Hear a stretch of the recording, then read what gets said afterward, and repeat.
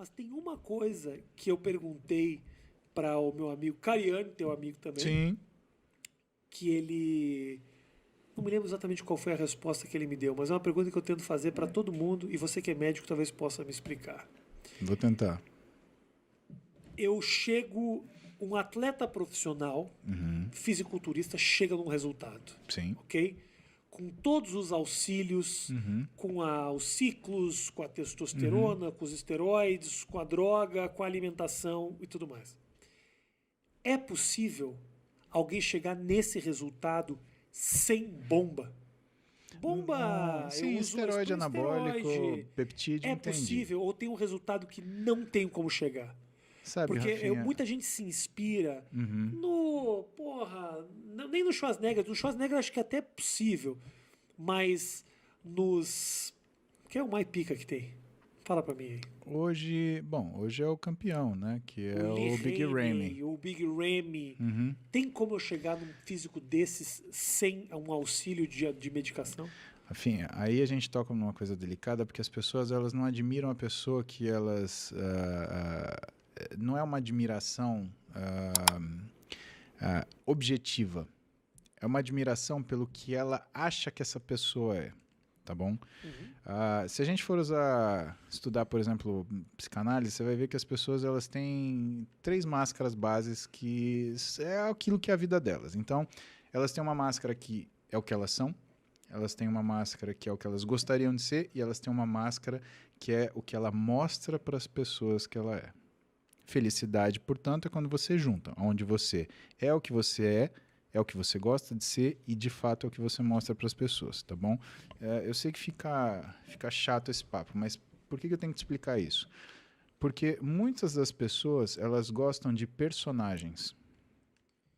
Outras pessoas gostam daquilo que elas acham que essas pessoas são. Então ela acha que o Big Ramy é uma coisa, né? Uma passagem muito rápida. Todo mundo acha que o Phil Heath é um cara extremamente arrogante. Phil Heath, esse cara é pica. Pica, já foi 7 vezes Mr. Olympia, um cara foda, Sim. tá bom? E todo mundo fala, arrogante, arrogante, arrogante, arrogante. E talvez tenha sido essa a expectativa que muitas pessoas têm, por quê? Porque ele foi 7 vezes Mr. Olympia e porque ele sabe o valor que ele tem. Então ele é um cara que não é um falso modesto, né? Toda modéstia é falsa, mas ele não se diminui para conseguir sua empatia. Então ele é um cara que sabe o valor dele, ponto final. A gente tinha o mesmo patrocinador em 2015 e a gente foi jantar junto. E normalmente esses caras que são muito famosos, eles estão cagando, né, para quem está sentado na mesa com eles. Pois bem, eu chego com a minha esposa, né, cara, que educação. O cara parou de falar, pediu licença para o interlocutor, levantou, esticou a mão. Primeiro para minha esposa, hi, my name is Philip, nice to meet you. E cumprimentou a minha mulher. A mesma coisa para mim. Cara, quando ele cumprimentou a minha mulher, eu falei, puta, esse cara é diferente. Não tem nada a ver com o que essa galera tem de perspectiva dele. Então, o pessoal, às vezes, alimenta uma expectativa. E o problema do fisiculturismo é que ele alimenta na pessoa essa coisa das máscaras, ele quer ser aquilo que ele admira, que nem sempre é o que a pessoa é.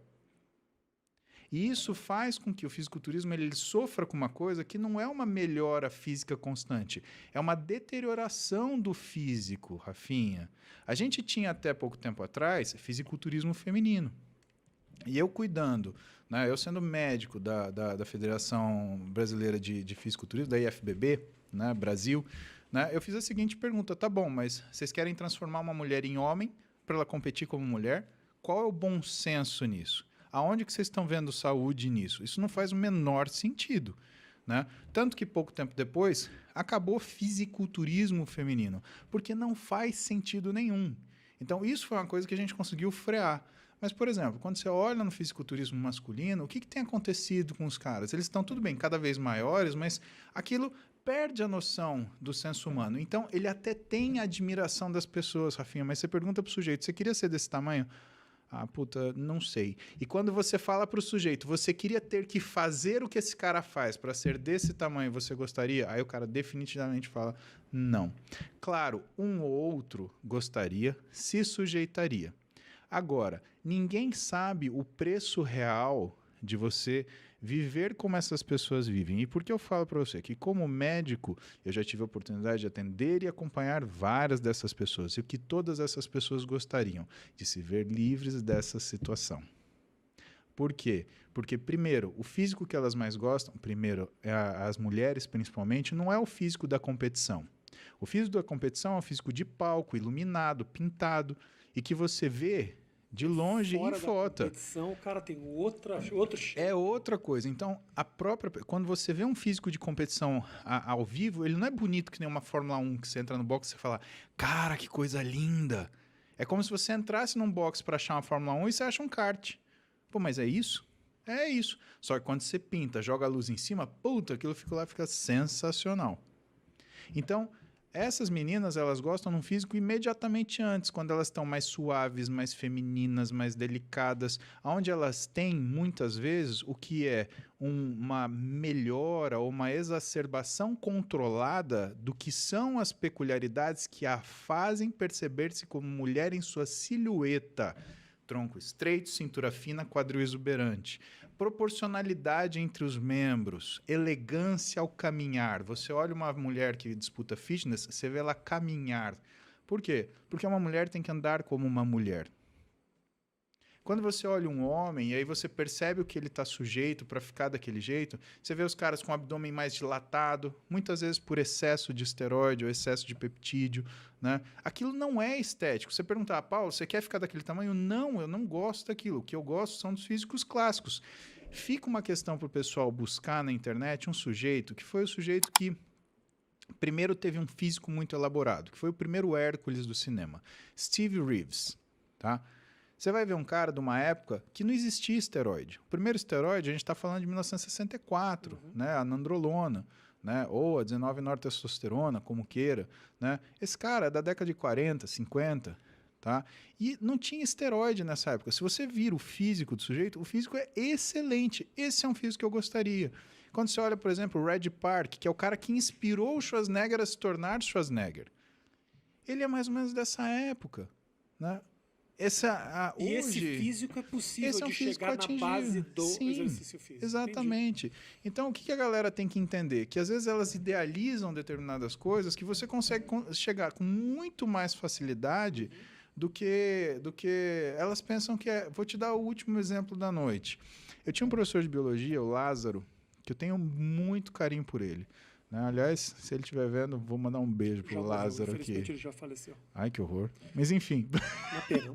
O Lázaro, uma vez numa aula, ele falou assim, ô Muzi, você sabe como é que é o nome científico da bananeira? Aí eu falei, não. Aí ele virou pra mim e falou assim, você nunca mais vai esquecer, é musa paradisíaca. Filha da puta, nunca mais esqueci essa merda. Eu lembro do Cristo Rei, eu lembro do Lázaro, eu lembro da bananeira e lembro da musa paradisíaca. Tem essa informação pra nada, hoje em dia você carrega. Que merda, cara, eu tento arrancar isso da minha cabeça a todo custo, eu não consigo falar que eu esqueci. Mas o que você ia falar da última, O Lázaro, ele fala para mim o seguinte, ele falou para mim o seguinte numa aula, ele falou assim, a gente estava no segundo colegial, indo pro terceiro colegial, e ele falou, tinha saído uma matéria na televisão sobre os cursinhos em São Paulo, eu estudava em Marília, né? Então que o professor cantava, o professor dançava, o professor era descabelado e não sei o quê, papapá, papapá, papapá. Ele virou e falou assim, vocês querem fazer musiquinha? Dançar é bunda na cadeira e livre no coisa. E é verdade. Então não adianta romantizar estudar. Você quer passar no vestibular, o pessoal tá à beira de vestibular, beira de coisa.